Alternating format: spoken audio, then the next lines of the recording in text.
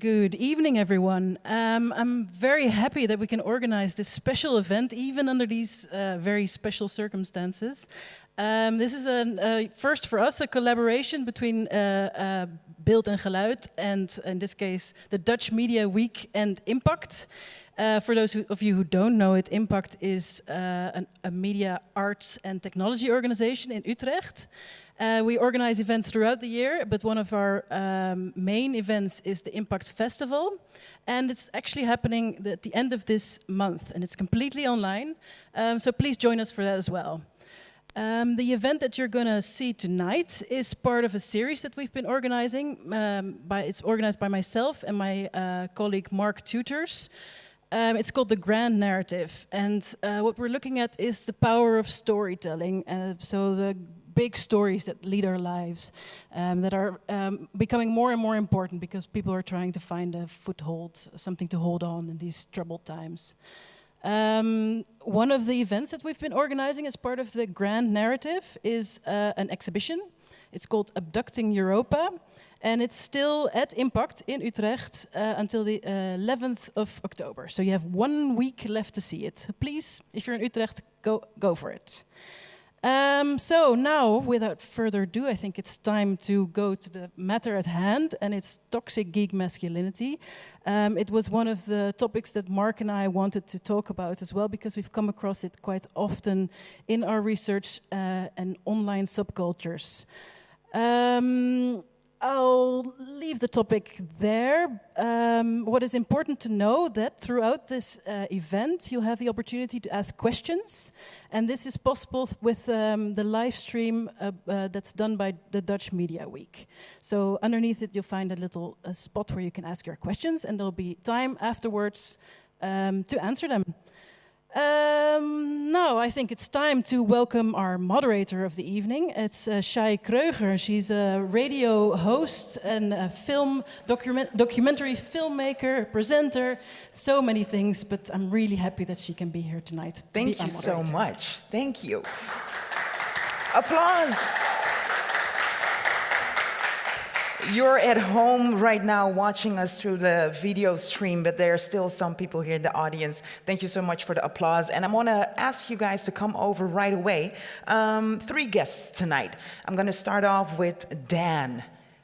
Come, Dan. Dan Hassler-Forrest. He's an assistant professor of media and culture studies at Utrecht University and currently working on 2 books on Afrofuturism. Yes. And I could say that both of them put Janelle Monáe in the spotlight. They're really just books about Janelle Monáe, but it sounds fancy to say they're like about a big grand topic like Afrofuturism. That's the thing. Thank you. Awesome to have you here. My second guest, come over please, is Linda Duits. She is a social scientist specialized in popular culture, gender, and sexuality. And she's also the host of the podcast Onder Mediadoktoren en Geeky Dingen. Are you a geeky woman, Linda? I'm not sure if I would call myself a woman, but definitely a geek. Oh, that's interesting. We're going to talk about that subject in a second. And our last guest is Lennon Fokkerts. Come over, please. Good evening. Awesome to have you here tonight as well. Former party board member of Party Bijeen, LGBTQI activist and expert in online privacy with a keen interest in popular culture. Yes. That is quite a resume. and a resume full of variety, actually. That's true, yeah. You are interested in everything. I am interested in everything, that's awesome. right. Happy to have you here tonight as well. As Ines just told you, we're going to be talking about toxic geek masculinity. I did a lot of research and I wanted to open with like almost a monologue on the topic because it's so interesting, but I'm not going to do that. We're going to use some snippets to tell the story when it comes to toxic geek masculinity, and then afterwards, Dan, you're going to give us a short walkthrough as to what it is we saw and what the subject is. We're going to start off with a snippet, which is actually a mashup between the Goonies, Ghostbusters, and Back to the Future.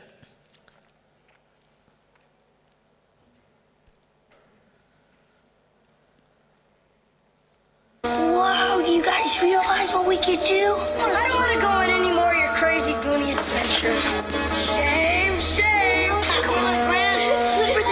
They call themselves the Goonies. Join the adventure as Steven Spielberg presents The Goonies, a Richard Donner film.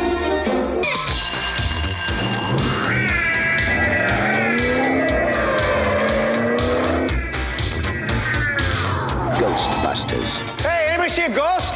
They catch the ghost that won't stay dead. They're armed.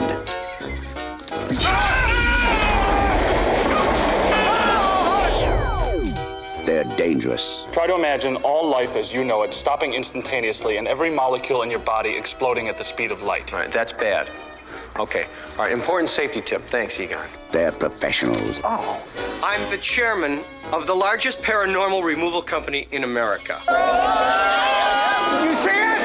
They're all that stands between you and the end of the world. The city is headed for a disaster of biblical proportion. Real wrath of God type stuff. Fire and brimstone coming down from the sky.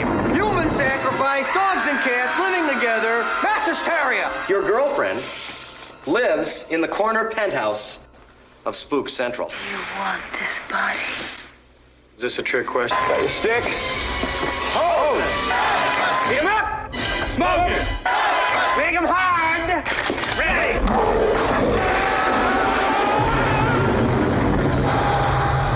Ghostbusters, starring Bill Murray, Dan Aykroyd, Sigourney Weaver, Harold Ramis, Rick Moranis. Coming to save the world. Ghostbusters. Steven Spielberg presents Back to the Future, a Robert Zemeckis film. Marty leads an ordinary life. No McFly ever amounted to anything in the history of Hill Valley. Well, history is going to change. And 1985 is not his year. But Dr. Brown is about to change all that. Are you telling me that you built a time machine out of a DeLorean? He's sending Marty 30 years back in time. Now, he's trapped in the past. It's got to be a dream. About to meet Chocolate. his future father. He's a peeping Tom. Wow! And he's making an impression on his mother. It's an absolute dream. And he can sleep in my room. Anything you do could have serious repercussions on future events. Now, he's got to make his mother and father fall in love. For crying out loud, I haven't even been born yet. And only Dr. Brown can help him get back to the future. Are you telling me that this sucker is nuclear? Precisely. Michael J. Fox. Whoa, this is heavy. Christopher Lloyd. There's that word again, heavy. Why are things so heavy in the future? Is there a problem with the Earth's gravitational pull? Back to the future. So these three snippets literally took us back to the future, right? I saw smiles going on and the feeling of nostalgia, you could say. Dan, when we look at these three snippets, where in the discussion of toxic masculinity do we frame them? Well, I selected little bits from these three trailers because they're very typical of what was going on in Hollywood in the 1980s. So in the 1980s, what we had in the United States and worldwide was a conservative political reactionary movement that tried to push back against the gains that were made by feminism, civil rights movements, and LGBTQ movements in the 1960s and 70s, embodied by Reagan in the United States and Thatcher in the United Kingdom, Lubbers in the Netherlands. Yeah. All conservative politicians, all enforcing a neoconservative agenda. And Hollywood backed this up with two kinds of masculinity. Right? There was the thing that we generally, I think, associate very easily with toxic masculinity is big macho men, right? Like Arnold Schwarzenegger or Sylvester Stallone, Rambo in the 1980s. But there was also another kind of new emergent masculinity that is this Marty McFly, Ghostbusters, scientist, geek masculinity.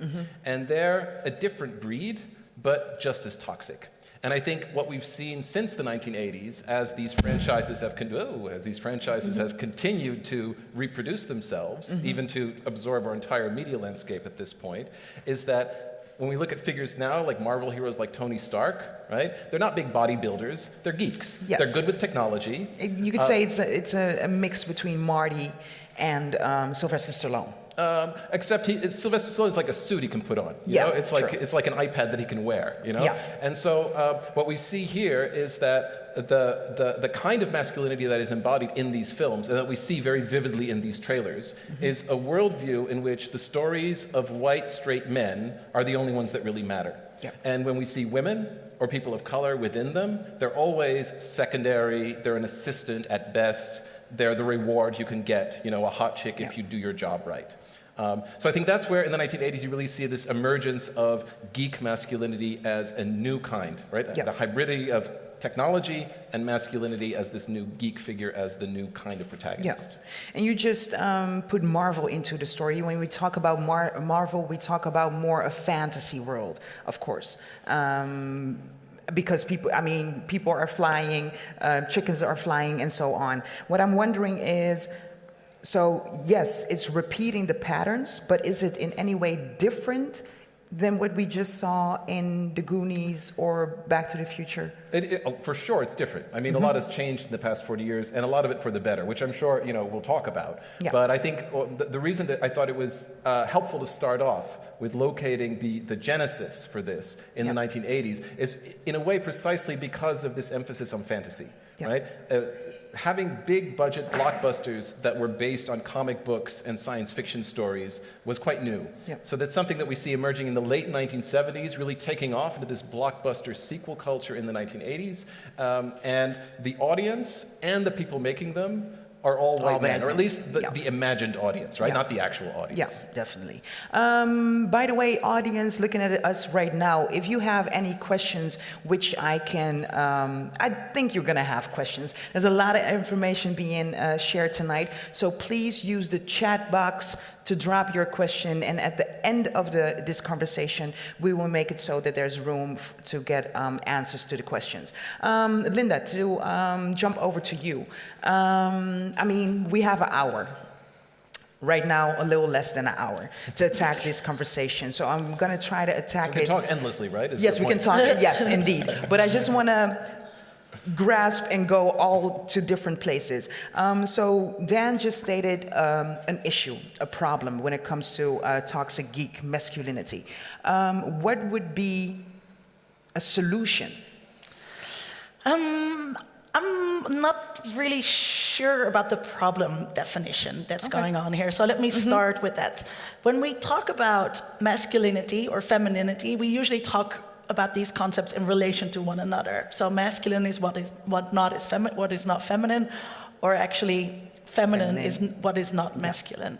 But when we try to talk about masculinity in relation to other masculinities, because I think that's what's going on here, you see that not every type of masculinity is on top. So there's something that you might call hegemonical masculinity, which is sort of the Clint Eastwood type or the Wolf of Wall Street, the guy who's really on top. Like who's the winner, the alpha yeah. man, the winner of the patriarchy. And then you have men or types of masculinity that somehow relate to that dominant form of masculinity. So I think when we talk about geeks, and what's interesting when we look at the 1980s, you see that there's a group that really identifies as a marginalized party. So these geeks of the 1980s, they saw that they did not live up to this hyper-masculine ideal. So they were marginalized, they felt sorry for themselves, but they were celebrated in these movies as well. So I think this position of marginalization is very interesting. And also when we look at the problem, I think that a lot of good has come, but when it comes down to this particular form of geek masculinity, we actually got stuck with a problem now. So there's a problem now that I don't think existed in the 80s. And that has to do with that this marginalized group, which became celebrated in the 80s, throughout the 90s and the zeros, is now a very dominant group in Hollywood. It's taken over in so every geek culture, so you asked me in the beginning, are you a geek? You can very proudly say nowadays that you're a geek, right? Star Wars is sold at H&M, Star Wars clothing is sold there. You see girls proudly walking with Star Wars t-shirts, even though they haven't really seen the films. Also, you can see these girls with Iron Maiden shirts. I mean, that's all been sort of commercialized in that way. But geek culture is something that Hollywood discovered that's very, that's something that you can capitalize on. So it's very profitable. And now we have a class of geeks who's actually not that marginalized, but who've become very powerful. And they've seen themselves portrayed in addressed in a lot of these movies, addressed as the main audience, also of a lot of video games. And particularly when it comes down to the game industry, you see that they've come to identify themselves, and not only identify themselves, but made themselves the exclusive target audience. And owners in a way, right? And owners in a way. So what we see then is that when other groups try to come in, it becomes very difficult. And they are being left out. So we had this thing called Gamergate, which was all about this idea that when girls want to become a part of the gamer community, it's very hard for them. So when I think when we talk about toxic geek masculinity right now, there's two ways you can approach this. The same way with toxic masculinity in general. So the term is used in two ways. Either it's used when we say toxic masculinity, so there are types of masculinity that are toxic to others around them. So sometimes we use toxic masculinity to say this is a reason why there's sexual violence against women, etc. Or sometimes we use the term to say this type of masculinity is toxic for men themselves. So growing up masculine in our society means that it's hard for you to show your emotions, things like that, so that's its toxic environment. Those two things aren't mutually exclusive, though, are they? I mean, you can be both harmful to women and to yourself. Exactly. So maybe they exist in relation to one another. But if you look at those two, so right now you stated two-sided story when it comes to how this toxic geek masculinity exposes itself, right? I want to know, where do we find the solution? Do we have to change the gatekeepers? Do we have to make it so that there is a feminine toxic geek femininity? Feminine toxic geek femininity? How are we gonna change these two narratives that you just spoke about? So I think it's important to look at, it's always important to look at power and to see where these things play out. And right now that's done on the internet. So we see that there's a lot of harassment going on, a lot of online targeting, social policing going on. So that's really a part where we need to address this, because that means that if you want to enter one of these communities as a person of color or as a woman, it becomes very difficult because you become the target of harassment. But we also need to look at how certain industries formulate their target audiences and how they address these audience, and really have a discussion going on there. I don't think it's very useful to create toxic geek femininity. Because then, maybe that's not. I just had to think about. I'm pretty sure that there are online spaces where that goes on. That exists. I just made a very quick jump because I had to think about, for example, Wonder Woman, or the powerful black women that we see in Black Panther, that I thought maybe if you have the other side, I almost wanted to call it extreme, but that would be the negative way of titling it. If you have the other side, maybe it would balance it out. I don't think so, because what we see, what's happening there, also taking the example of Ghostbusters, which literally was redone with all women, and what happened is that it enraged that part of the former of the old fandom. So what that creates then is more polarization rather than a balancing out, which also has to do with the very highly polarized times that we live in right now, where there is an online climate. It doesn't matter where you go, where it's highly toxic and very, very polarized. I want to make a... that doesn't mean that we shouldn't have, different representations. It shouldn't mean that we only cater to this audience of white male geeks who are very vocal online, because what we see now, and what movie companies also realize, is that there's also other dollars to be made. Definitely. That these other audiences are interesting too. That it's also interesting to market a movie towards me and not just towards my friend Dan. Only Dan. Definitely. I want to talk to you for a second, Lennon. Linda just talked about having H&M and the Star Wars T-shirts going on, and in a way we're talking about how fan cultures literally fans out, right? To different worlds. I want to I want to know how it is that you think about if it's possible for fan culture to live beyond a toxic attachment. Oh yeah, definitely. Yeah, fan culture isn't necessarily toxic. And for example, it brings about a lot of very interesting things. For example, people who are very obsessed with like a certain thing sometimes make their own fan art, like make their own T-shirts and beautiful, like actual nice art or fan fiction, and they use that to like express themselves. And I think there's nothing toxic about that way of self-expression. Yeah. I also think that for some people it can also help them in life. Like for example, me as a teenager, I was a very very geeky teenager during a time where it still wasn't very cool to be one. Yeah. And I found friends. I even found my wife through a fan site back in the day. And that kind of helped me become an independent adult. Yeah.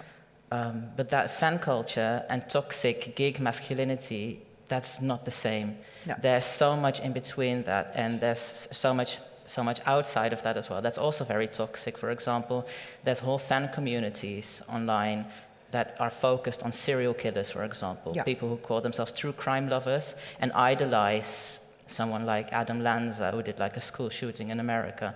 That is toxic fan culture. But being a wholesome fan of some series you really love, sharing that love with others, wearing T-shirts you find at H&M or anywhere else, to express that, and using all different kind of means to express your love for something that's very important, very personal to you. So actually making the link that looking at a movie that might have toxic geek masculinity pieces in it, when you link a fan to that, that does not per se say that they only withdraw that bad piece of it. No, definitely not. You can very much be like, for example, one of the examples that we just watched, the Back to the Future one. I know a lot of Back to the Future fans who aren't like Marty McFly at all. Yeah. And to be honest, I don't think there's anything toxic about Marty McFly when looking at that. Yeah. There's a lot of problematic things in that film that need to be addressed, though. But something just basically being a fan is basically falling in love with something. Yes, and it's not only falling in love with the characters, it's also falling in love with the world that is being created. Everything around it, or even the fans of the thing. Yeah. Like for some fan cultures, the whole fandom is more important than the show or the film or the book itself. But falling in love also comes with obsession. Yes. And it's the same as when you fall in love with a person, you want to know everything. And to most people, falling in love with something like that, like for example a science fiction show, it comes off as a little bit crazy and a bit weird and something you shouldn't do, and that is perceived as toxic. Yeah. But honestly, I think just being a fan of something isn't necessarily toxic, no. Awesome. Thank you so much. Time flies by. It's time for us to go to our second snippet, which is a mashup between technology, Explorers War Games, The Revenge of the Nerds, and Together in Electric Dreams. Let's watch. I tied into my father's computer on the modem and filled in some details on your drawing. So I used my computer, which is only a 128K, but that should be enough to find out what it does, if it does anything at all.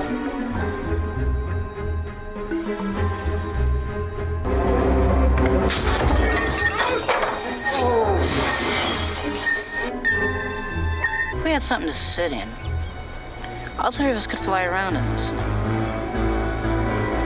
I've got a great idea.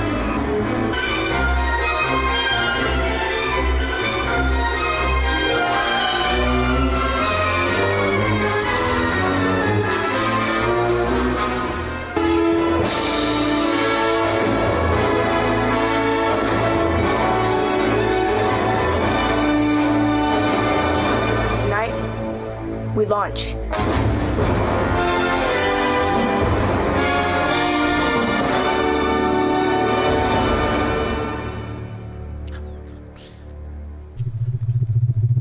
America's front line of defense is this computer. It is totally secure. Or is it? You're really into computers, huh? Yeah. What are you doing? dialing into the school's computer. Are those your grades? Yep. I don't think that I deserved it. Do you? You can't do that. Already done.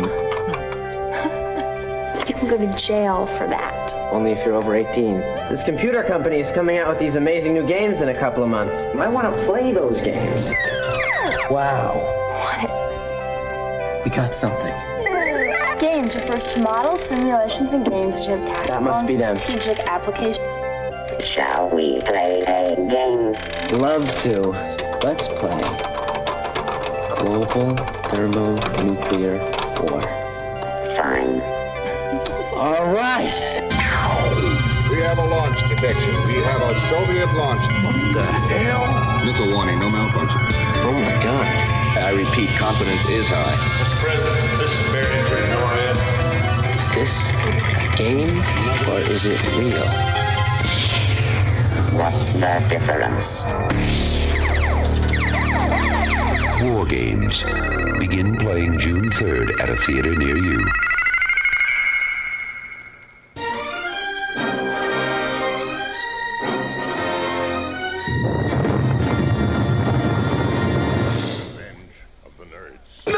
Nerds? Nerds. Nerds! What is a nerd?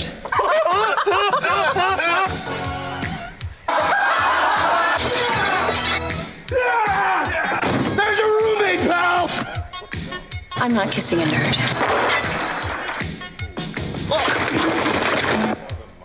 You know karate? No. Good. I know what we're gonna do.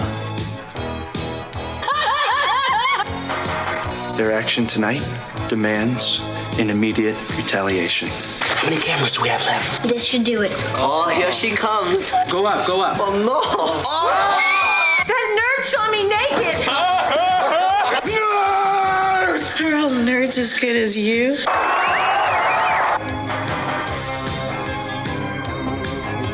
I drink to that. Can I help you?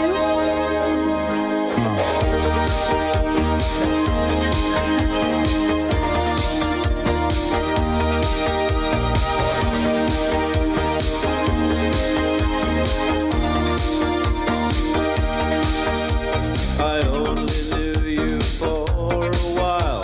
I never saw your smile till it was time to go away. Sometimes it's hard to recognize love comes as a surprise, and it's too late. It's just too late to stay. Too late to stay. We'll always be together, however far it seems. We'll always be together, together in electric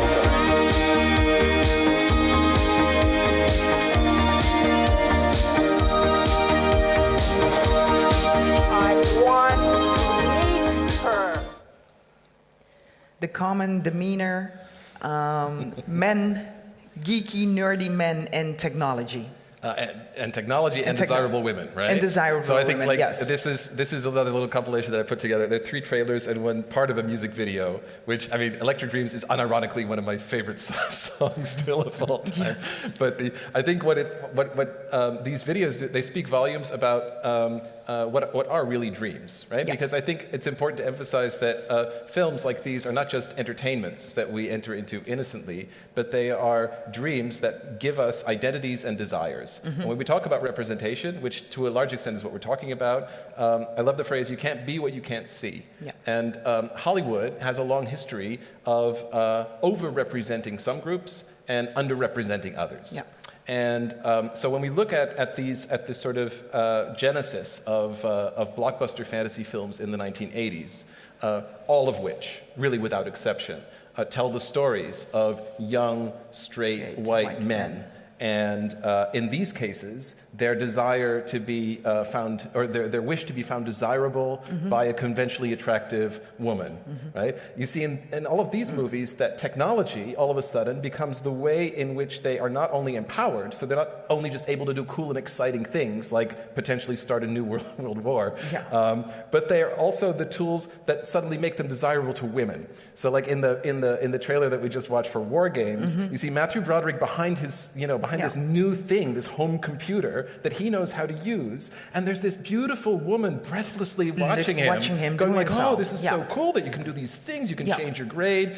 And there I think this is where you see this emergence of this new figure, which again would be fine if it was something that combined technology with agency, made geeks, or as we were known then, nerds, somewhat cool, which they really weren't. But they're not doing it in an inclusive way. They're doing it in a way that's very exclusively directed at one particular identity. Moreover, maybe if I can interrupt here, or if I can add something, we shouldn't forget that it's only very recently, exactly around the 1980s, that we started to associate masculinity with this type of technology. So it wasn't always the case that computers were seen as something that was just for men. And so when, for instance, around the Second World War, there were a lot of women coding, but coding was seen as like a secretarial job. So that was something that was done by women, right, with their tiny fingers. Behind the scenes, invisible. Behind the scenes and being very invisible. And it's around the arrival of the personal computer, the computer that was meant to be inside people's houses, that was really marketed towards men. So around the 1980s, we see this association. There's so also, that's a background to why that is happening. What I'm wondering, though, which is really amplified in these movies, and it's so weird to see that the girl is looking at the guy coding, whereas 15 years before that, it would have been the other way around. But what I'm wondering, though, because Dan, I'm also hearing you speak on representation, and I'm thinking these movies are from the 1980s. I mean, right now, 2020, we still have difficulties when it comes to representation. Having females or black females or black men, so on, and not only when it comes to color represented in different stories. But if we look at the 1980s, could we even ask that from the filmmakers in that time? Wasn't it already good to see that they took the computer and put it in the films? I always tend to be more critical than optimistic about these kinds of things, because in every period, we've always known about these things. We've always known that women can code just as well, or maybe better than men. We've always known that not everybody is straight. We've always known that the gender is not a binary but a spectrum in a lot of different ways. But the people who ran the studios and the people in political power had a very specific agenda in telling certain stories that catered to certain audiences. And then that becomes a thing where I think you see two things happening at the same time. One thing is that the people writing these movies are writing stories basically about themselves. And the people producing them like to see stories about themselves. And the owners of these studios are white men who react to stories about themselves. When you put them out in the world, a lot of people are drawn to them, and not just the target audience, but a much wider audience. And some people see themselves reflected directly. People like me, growing up in the '80s, a white teenage boy, and I 100% identified with Marty McFly, and I wanted to have a skateboard like him and everything. You can also see him as a really attractive character, not see yourself literally, like not somebody that looks like you or has the same gender. And that's where I think you see a distinction between two different kinds of fandom, right? There's a kind of fandom that says, that's me, and now it's mine, and it may never change ever. And they get very angry when the Ghostbusters are turned into women, or when ethnicity is changed in a new adaptation, because they say, no, that's not right, because it's supposed to be white, and it's supposed to be about me. And there's another kind of fandom that you were talking about before that we refer to as transformative fandom, where it's like, well, I love this story, but wouldn't it be even better if it was more diverse, if it had people like me inside it, if it wasn't all about this, and creating art, writing stories that change that narrative. So I think, and the biggest fandoms, like Harry Potter fandom, Star Trek fandom, Star Wars fandom, have always been sort of torn apart in a way, or had two different strands. One of people saying, it's about me, because I'm a white boy, and it's about white boys, about me, and nobody else is allowed in, and gatekeeping that. And another group saying, no, I'm just as much a fan of you. Anybody can be a part of this. Yeah. And those are two very different things. And I think when we talk about toxic geek masculinity, we're talking about the that last group. one. Yeah, that claims ownership. Yeah. Lennon, I'm going to look at you for a second, because Dan showed us the area that he's from when it comes to the movies and the series and stuff like that. Could you just state some names and series of things that you looked at growing up? And that's me feeling that I think that you are mid-20s. Yes, exactly. Okay. I am 25, so that's... Oh, that was perfect. Yeah, that's right. Well, the main one was during my youth was Harry Potter, and that wasn't just like around me, but I was a massive Harry Potter fan as well. And it's really fun to like, well, there's two sides of it. Like, it's kind of what you just described. I always felt like I was part of that transformative part of the fandom, where things started evolving, things started changing, because the Harry Potter books aren't very diverse. Yeah. It's still a white boy as a lead. It's still the typical story of like white boy, sad, bullied, outcast, and then becomes the hero. Becomes the hero, exactly.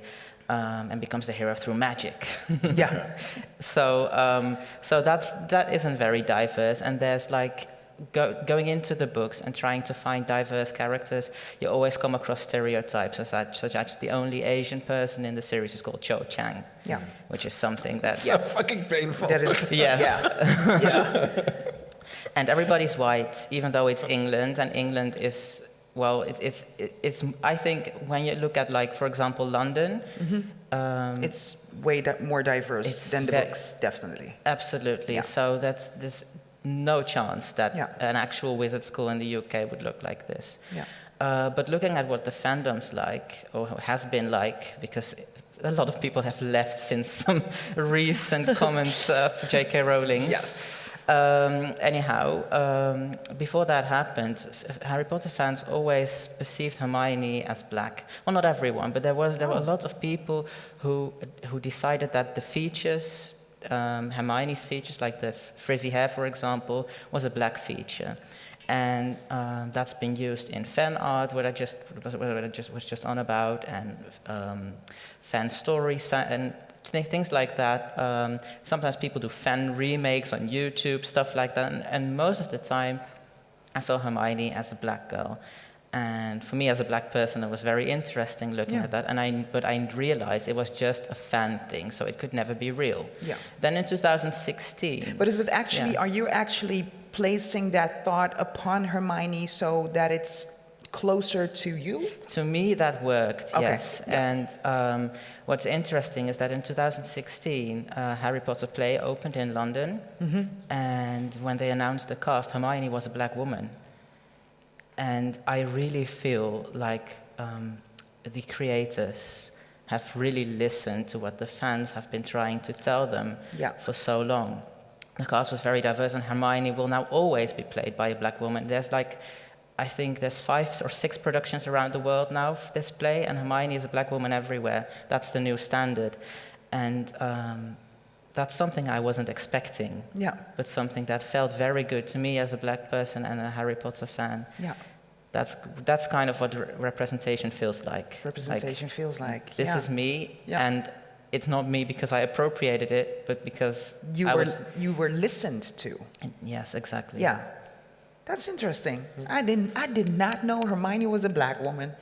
Oh, she is now. No, she is. Yeah, she is now. She is now. It puts forward the very interesting question: who is this all made for? Like, who's the audience? What are the audiences that filmmakers or TV show makers have in mind? Which, as I said before, has a lot to do with how they think they can make money. So in the 1980s, they really looked at these geeky boys to buy the geeky toys. Whereas now they know that other people will go to these plays as well. They will buy the books. And in that sense, to throw a little controversy in Yeah, here. it still follow the money. But these geeky boys, in a sense, are right. They are, these white geeky boys are losing parts of their fandom. Yeah. So it is, the representations are opening up. The makers are addressing different types of audiences. They are including, so for instance, in the latest Star Wars franchise, they did include female protagonists to see if that could, bring in Dan's daughter, because Dan wants to take his daughter there, right? Yeah. So we really see these changes going on. And we see a lot of TV shows on streaming services like Netflix that really try to make the diversity dollar, in a sense, by addressing these kind of audiences. Yeah. But that didn't... It's literally follow the money. Yeah, well, but it's also follow how media work, right? Because yeah, definitely. The way in which, this transformation, and it is a transformation, is largely the result of women, people of color, and LGBTQ groups speaking up loudly on social media, which didn't exist in the 1980s. So, in the 1980s, my sister was as much of a Star Wars fan as I was, I think, more I've or always less. been a Star Wars fan. You grew up a Star Wars fan, but to the producers, who were all men and who were all white, they were like, they were, in their imagination, it was just for them. And it didn't occur to them, maybe, that, they could include that group in their audience. So the imaginary audience was different from the actual audience. And now that the actual audience has more of a voice to speak back, and with, hashtag movements like Oscars So White and things like that, right? We see pressure being exerted on media industries to take into account what's going on. And then, exactly like you're saying, these things get prestige, right? Yeah. Diversity becomes attractive to people who live in big cities and who are educated, and then they want to invest in Disney because Disney is now diverse, right? So, so in that way, it is definitely a kind of follow the money game. A lot of different stories when it comes to this subject, and I can also imagine a lot of different questions. So please use the chat box. I'm aware of the fact that we are touching on different segments of the story. So please use the chat box to let me know what it is that you're wondering upon when it comes to the expertise of these people. Then it's time for us to go to our last segment of tonight. We hashtagged it, #nostalgia. I'm not going to say anything else. Let's just look.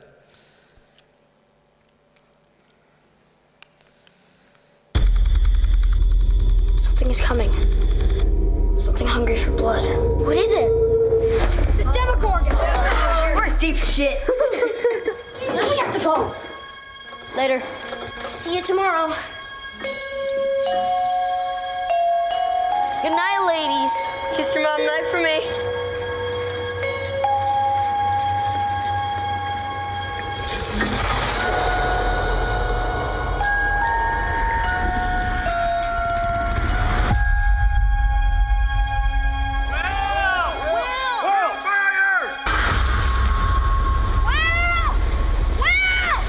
Guys, I really think we should turn back. Did you guys hear that? That's not Will. Finally. You really think it was a coincidence that we found her at the same place where Will disappeared? Something is going on here! What the hell? She knows about Will. Is there any way that you could reach him? Yes.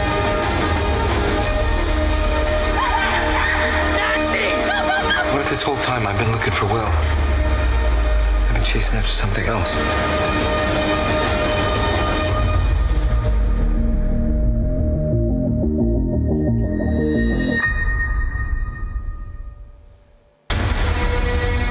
I live here in Columbus, Ohio. In 2045, it's still ranked the fastest growing city on Earth, but it sure doesn't seem like it when you live in the stacks. They called our generation the missing millions. Missing not because we went anywhere. There's nowhere left to go. Nowhere except the oasis. It's the only place that feels like I mean anything. A world where the limits of reality are your own imagination.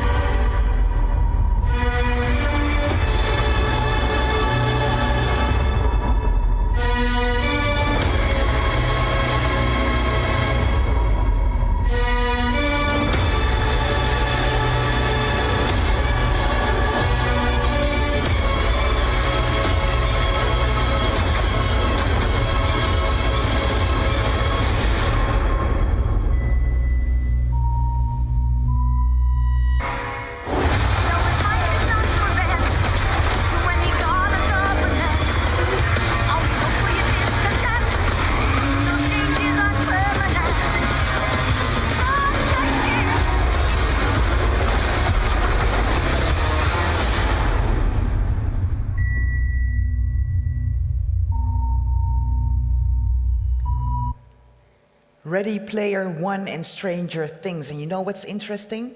Once you see it, you can't unsee it anymore. It's so weird, isn't it? it's Yeah. really weird because you took us to the 1980s. Yeah. We talked about the 80s when it came to the different stories being told and what it does with the narrative, actually. Yeah. Stranger Things, I always wanted to watch it, but I'm too scared because I think it's very scary. It's a so little I creepy. haven't. It's a little It is very creepy. scary, right? Okay, so that's why I haven't watched it. But that's 2018. Am I correct? 17. I think it's something like that. A couple Yeah. years ago. Yeah. And then Ready Player One.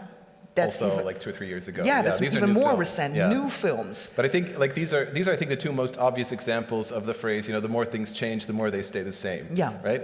And I chose them because of two reasons. I mean, one is what you see in them is this devotive, fanish love for the blockbuster culture of the 1980s, of the films of Steven Spielberg and John Carpenter, and these kinds of things being reproduced for an audience that grew up with them and likes to pass them on to their children. Yeah. In creating them, what we see is we're getting, this is the other thing, the same story. So basically, stories in which the experiences and the adventures Are of exactly the young, same, white, yeah. straight men Yeah. are the most important ones. Yeah. They're the central characters.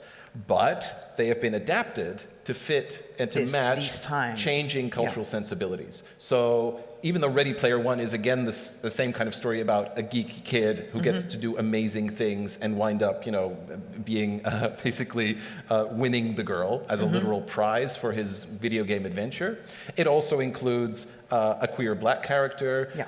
The women can fight and do that kind of stuff. So they're not as diminished as they were previously. Yeah. But it's still not 50-50. But it's definitely not Yeah.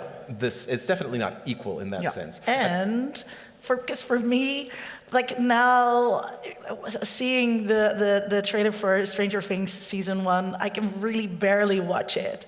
Yeah. Because Why? what's also happening is that the lack of diversity that happened in the 80s, or the whiteness of these 80s worlds that everybody is nostalgic for, is not addressed. So it's not criticized at all. So we see these yes. TV Yeah. shows Yeah. where everybody lives in a perfect suburbia and all these people have gigantic houses and there's everybody's so middle class as well, and everybody's white. And there's the token black kid who sort of has similar parents, but there's no talk of any oppression of women or There's no LGBT. sexism or There's homophobia, racism. Everything like that is erased. Yeah. So even though they do it with a now diverse cast, sometimes that makes it really weird. Yes, because then if you don't address the difficulties, it's even weirder if you're doing exactly Because the same thing. you're nostalgic for an era that didn't really exist, or that only existed for a certain type of group, and now you're actually placing people of color and women in this universe, which was really different at that time. But sort now of I'm falsifying confused. history in a way. But now I'm confused. What is it like Stranger Things? Should that not be made ever again? No, I think Or should it be made, but if you could change the story, make it look old, but change the storyline. But then it doesn't But then if you mix want to with the era. represent the 80s, represent the 80s. Do Yeah. not represent this glorified, mystified 80s that never existed. I mean, this does. I mean, Stranger Things kind of does to the 80s what Back to the Future did to the 50s, right? Back to the Future was about how the 1950s were much better than today. They were cooler. They had, nice cars. Everything was clean and tidy. People knew their place. And then you're like, and it's easy to fall in love with that, right? But if you're watching it as a white kid, you're like, wait, but. Wasn't that before the feminist movement? Wasn't that before the civil rights movement? Wasn't that before gayness was even, articulated at all explicitly in politics or in society? So it's literally a Make America Great Again kind of logic that underlies this, of going back to before these things happened. And that's what we see in all of these 1980s films. Like, let's imagine that white boys were still the master, right? But they're not the master in a Conan the Barbarian way, because that's no longer part of our technology age. They're now nerds who reap the benefits of masculinity and become the new gatekeepers of who gets to be the next billionaire. Yeah. And you just made a link to politics, and then I'm going to look at you for a second, Lennon. Because how do you think that our political landscape is influenced by toxic geek masculinity? Well, the thing is, toxic masculinity and that is around us everywhere. And politics in particular, especially when you look at onze Tweede Kamer, is just a man's club. It's kind of like, I don't know if you've read or watched Stepford Wives, but they have this, they have this men's society. And all the men from Stepford go to the men's society and they decide on what they do with the women. And everyone's allowed to join and everyone can bring in their talents. But it happens within the men's society. Yeah. And that's kind of what the Tweede Kamer is like for us. It's like they're supposed to be people from all walks of life because they're supposed to represent Dutch people, aren't they? But they're like, it's one specific type of men that you see. And it's very interesting what you just asked, like about toxic male masculinity in politics, because I was part of the Piratenpartij, the Pirate Party in the Netherlands, which is I wouldn't say it's toxic. I don't think I'm allowed to say that. But honestly, it was a toxic male, masculine, predominantly geeky, white as well, I think. 100% white, but also geeky, tech nerd party. Yeah. And what's interesting, the Pirate Party has always been very much on, we've always had certain topics. I'm not supposed to call it we anymore. I've been how long has it been? Been away for 3 years now. But, but still in the heart. Yeah. It still feels like we, because I joined when I was 15, because I really thought that it was very important to have a political party that focused on digital media, privacy, stuff like that. But what happens when you go to like a meeting or anything else, it's all white men, and it's all, again, the same people. It's like as if you had like 50, how do you call them? Those cardboard cutouts. Yeah. Like Boards, 50 of them. Yeah. And just put them in the same room. Yeah. That's kind of what it looked like. Yeah. And we've always been we've always had those topics, but for the elections in Amsterdam, we had we brought in some other things that we thought was very important for the city. For example, we had a closer look at what would we call intersectionality and diversity, and we wanted to address that because it's Amsterdam after all, and most of the party felt like me and someone else had taken things away from them.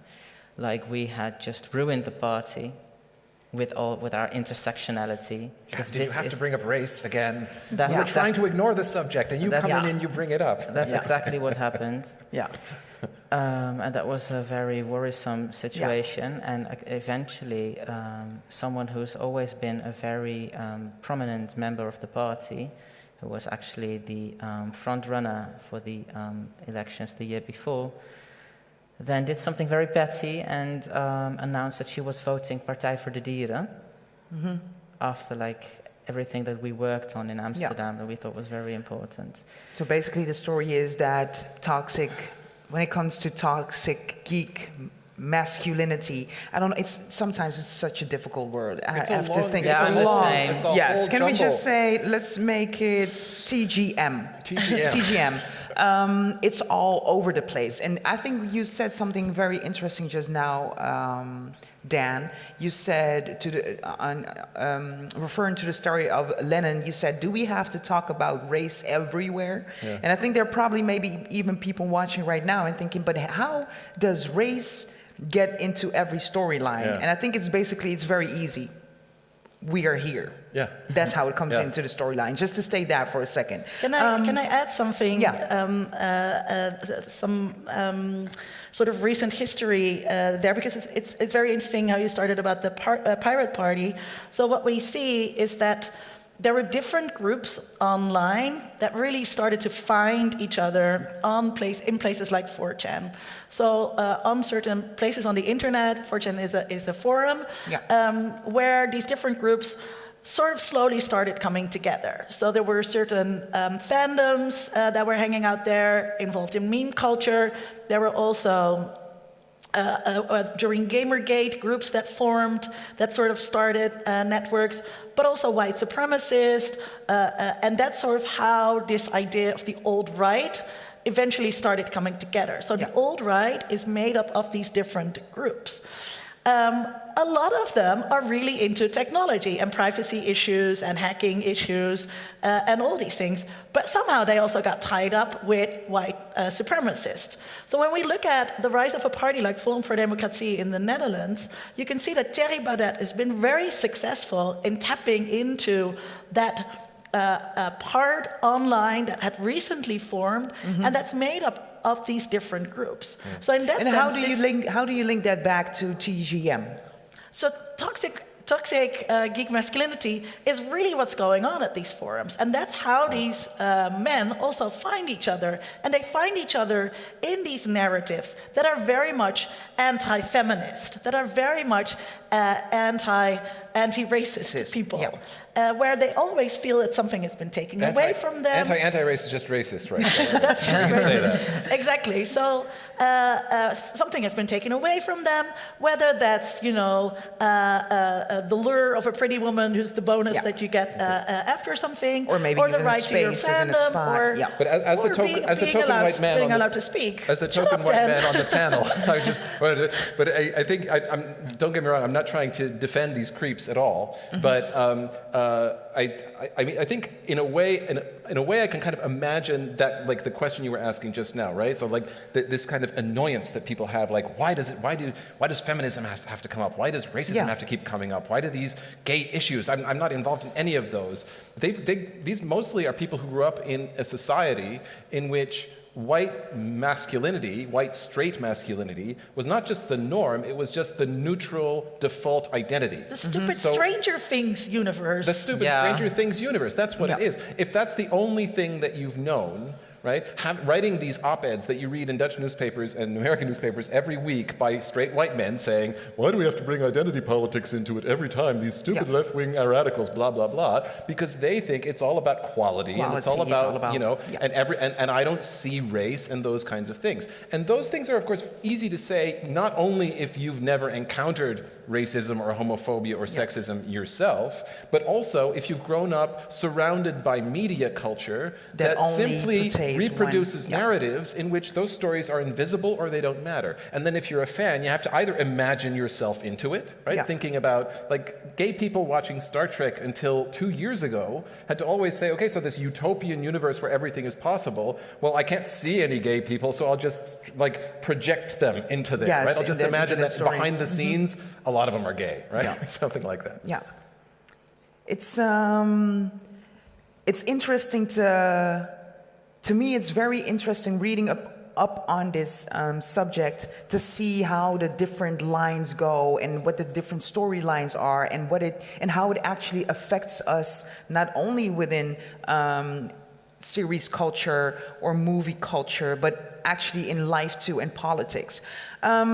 Ines, I'm going to look at you because I told you twice, if I'm correct, that if you have any questions, please let us know, and I will make it so that before the end of the program, I will ask your questions. So I'm going to look to Ines. Yeah. There are actually quite a lot of questions. Okay. So perhaps I think maybe you should stand. People can't see you at home. They're only going to hear your voice coming in. That's all right. Okay. I'm the voice on behalf of the people here. She's the question voice. Yes. I have a question from Roger. He says, VR is a nice example of where gender fluidity can be supported with avatars. What would you suggest the stories could be about? And is he asking somebody directly the question, the whole panel? So I can take that. It reminds me of the 90s. We haven't really talked about the 90s that much. In the 90s, it was the promise of the internet, the promise of disembodiment, right? Yeah. Online, you could be whoever you wanted to be. So people went online and they picked avatars, and guess what they picked? They picked the same race as they were, or they picked white, or something whitish.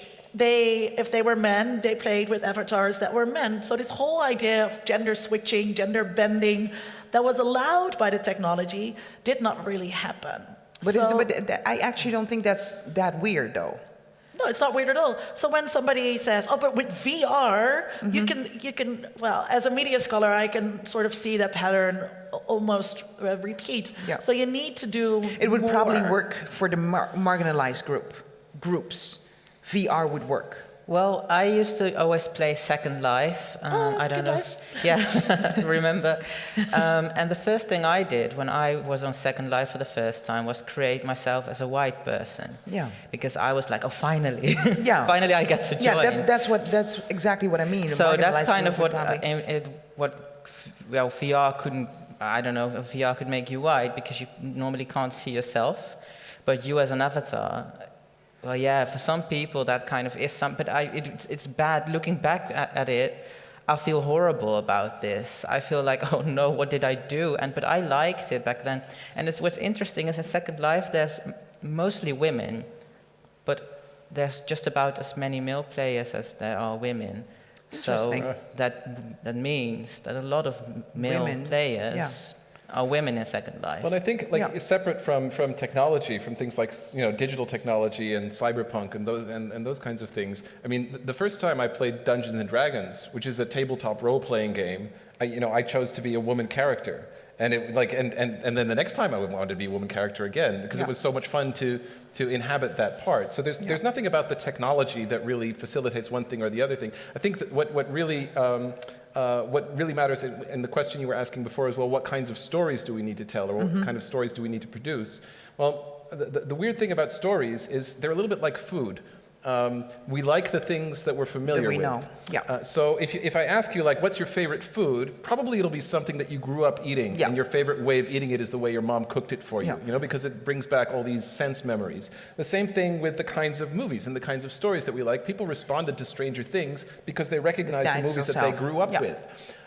So one of the problems then becomes, right, if we can generally acknowledge that our mythological popular culture, everything from Tolkien through to Back to the Future, is inherently sexist and racist and homophobic. Which I love all those things, then we but can they go are. Beyond it. How do you make stories that aren't, right? Yeah. Because it's so deeply ingrained in them. Yeah. And then how do you get? So how do you get people to actually then play these games that allow a different Well, I was just thinking experience? very easily, as a game maker, you should make it so that if you are a woman, and you state that you are a woman, I can only choose certain VR personas so that you are pushing me into a new direction. Not quite sure if that's a good idea. Next question.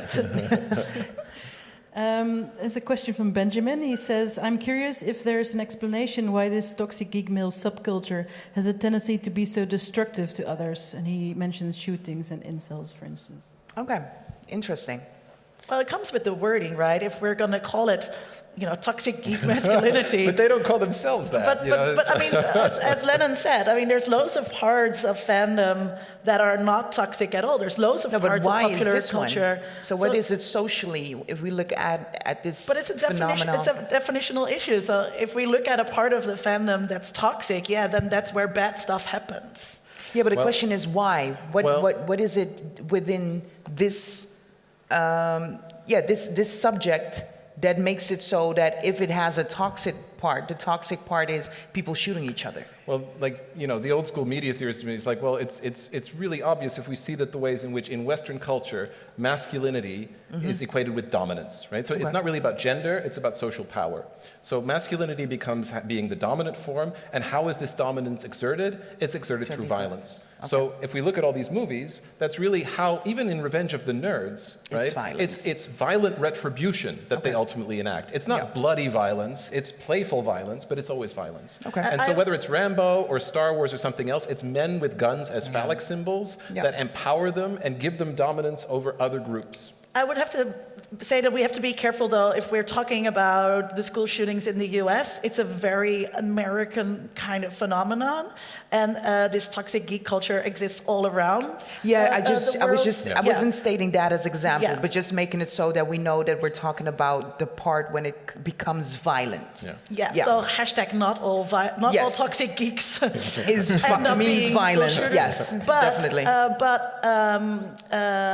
What is happening for instance, what's happening here in the Netherlands is that it is a problem that we need to take seriously because they are so vocal online, because they do harass people, because they do go out and then join the Forum for Democracy and try to have their racist and sexist ways translated into real policy. Well, and even like, you know, it's not just violence in terms of like getting a bazooka and blowing up a school. I mean, these kinds of narratives about how women really want to be dominated secretly by men, and that therefore if they say no, it just means you have to keep pushing and keep convincing them until finally, you know, they kind of, you know, yield. I mean, that's violence as well, and that's also very specifically masculine violence. Yeah. That's what I just said. Well, Ines. Yeah, I have a question from Pannenkoek, and I think he refers to the change that we observed earlier as a contemporary fantasy culture. He asks, does cancel culture play a role in this change? I'm not quite sure if cancel culture plays a role in what change. I think the change that we see now, that there's an improvement from the 80s, I think. Well, cancel culture is the new word for what was the conservative term, political correctness, that was coined in the late 1980s. I mean, in the 80s, there were a lot of people, there were a lot of black people, queer people, women speaking out about these things. And this, by the right, was associated. They came up with this term saying, "Oh, that's political correctness," which means that there's a kind of police that's out there, you know, feminazis who are trying to guard you from saying the wrong things. And now the latest, you know, I won't call it a conspiracy theory, but the latest term for this is cancel culture, where the idea that people speaking out about social injustice is equated with them being canceled, while the reality of it is that people, like if you're a trans person and you're on the internet, you get harassment 24 hours a day all the time. And yet nobody talks about this as cancel culture. They call it cancel culture when a powerful organization or individual is criticized by a group that isn't dominant for doing something that is harmful. And so it's definitely part of, I think, you know, it's part of the conversation, but I think the terms that we use for this, whether it's political correctness or cancel culture, these emerge from the right as ways to criticize these movements and make them, you know, like we're the thought police or something like that. I'm going to make a link from Pannenkoek's question to you, Lennon, because you were talking about Harry Potter, and of course, J.K. Rowling has been in controversy. I don't even know if that's the correct word. Yeah, well, lately, kind of. Yeah. Yeah, a little bit for talking about transgenders, for example. Yes. And what I find interesting is, and correct me if I'm wrong, if we look at cancel culture or political correctness, she's actually not corrected. She's not corrected. You no, mean? So she's not being canceled. She is being cancelled. Like, I still surround myself with Harry Potter fans. And most of them really wouldn't like to call themselves Harry Potter fans anymore. Okay. I feel like Harry Potter fans in general have cancelled the woman and have decided they will never spend a single penny on her anymore. Yeah. But does that mean her new book came out last week? Yeah, and it was number one. That's why I said it's an instant bestseller. Yeah. So I think that when we talk about being canceled, it really doesn't necessarily mean that they are meaningfully harmed. It means that there are groups that speak out. They're being criticized. It has everything to do with power. Yeah. So this notion of cancel culture supposes that there are groups online like trans folk online that have the power to switch people off. In fact, they are a very marginalized group to switch off J.K. Rowling, which is not what's happening at all. In fact, she's more powerful than ever. So still, we're talking that the part that is canceling her is still very much a niche. It's still a very marginalized and disenfranchised group. Yeah. That's saying, you know, this person should be canceled, but they don't have the power to. So you can cancel a person individually, but that doesn't mean that she's been canceled at all. And people with huge power, they don't like to be criticized, and they don't like. They want to be. J.K. Rowling, she just wants to be loved by everyone, and she wants to be able to speak whatever she wants and have people just adore her because she's surrounded by people who do that all the time. Yeah. Nobody around her will ever say, that's kind of hurtful to say something like that. that. They're also, she surrounds herself with people who People support who- that. yeah, So gay she's amen. honestly offended by the idea that people online will criticize her for something that she thinks is a legitimate opinion. So, I think we're seeing in these debates, we're seeing social discussions being held, but the language that we use to define it is always somehow tilted, in favor of the powerful. Yeah. We have 5 minutes left. Now we have to come to a conclusion, all of us, especially my guests here on stage. Are we going to do one question? Are we going to do two? Or are we going to do three? If we do two, that means the answer has to be a bit shorter. If we do three, it definitely has to be like a 1 minute answer. Because I know that Ines is looking at her iPad like we have a lot of questions going on. Let's try to do three. Let's try it. 3 super short answers. Yeah. Yeah. Why should fiction or fancy or representations of that subculture necessarily address perceived social issues? Why can't stories just be stories? Good one. Who's asking that question? Prince. That's a nice question. Prince. That's so nice. 30 seconds. Who wants to answer the question? Why can't stories just be stories, and does it have to involve... Okay. Can I do that one? I'll do it yeah. really quickly. Stories can't be meaningful unless they carry social meaning. So we don't understand what a story is unless we can connect it to something around us. Social context. And the organization of power around us is what defines us, and that is therefore what defines stories. So whether you see it or not, that is the way we all experience and give meaning to stories. Okay, Lennon, you wanted to add something? I was going to say something like this. We're 100%. Okay. I'll shut up for the next one. Second question. I have a question from Nick, who really wants to discuss the Marvel Cinematic Universe. A lot has changed since the Ghostbusters and the Goonies, not just under pressure, but as a result of creativity. So I guess the question is, isn't Marvel the answer? Yeah. Isn't Marvel the doing answer? it? God, yeah, no. to... No. Lennon, why not? Black Panther was literally the first Marvel movie that wasn't about a straight white man in the main role. So I don't know if that's then the answer. That's 18 movies that are all about a straight white dude in the main role. That's it. Marvel is still predominantly white, predominantly male. And it's not the answer, no. It can't be the answer. And where are the gay people? Yeah, they don't exist. There's so many people that don't exist in Marvel. I've never seen trans people in Marvel. It's just, no. If anything, like Black Panther was a nice attempt, and it was an okay film, but it was just that people think that Black Panther defeated racism, but that's not exactly the case. I'm shocked. Awesome. Yeah, sorry. Not that shocked. Ines, what do you have? A question from Eric. The production costs of sci-fi movies are enormous. When becomes addressing toxic masculinity a good investment? Ooh, interesting.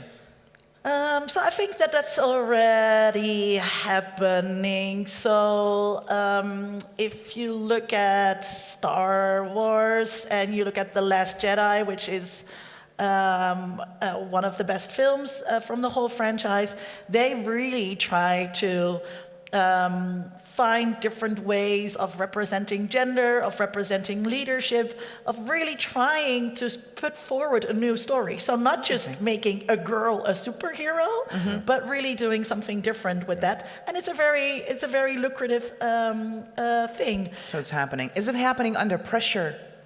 Or is this a very natural? I think it's a combination of different things. So there is pressure from feminist organizations, from LGBTQ organizations to do better, from anti-racist organizations to do better in terms of representation. There's makers, people that are making it, that are really aware of this, that have ideals, that went into the media because they did media studies and they learned all these theories, and that's a change as well. And then the third thing is just political economy. As I said, Dan's daughter also wants to buy toys. And then, there's a market out there for that as well.